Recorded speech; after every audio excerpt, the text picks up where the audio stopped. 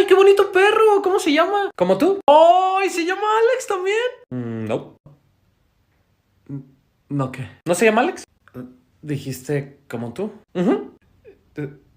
Yo me llamo Alex. Mucho gusto, Alex.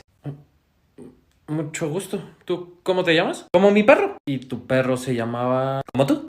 Pero yo me llamo Alex. Sí, ya me dijiste. Entonces, ¿te llamas como yo? Ese es mi papá. Tu papá se llama Alex. No. Entonces, ¿cómo se llama? ¿Como yo? ¿Y tú cómo te llamas? ¡Como mi perro! ¿Y tu perro cómo se llama? ¡Como tú!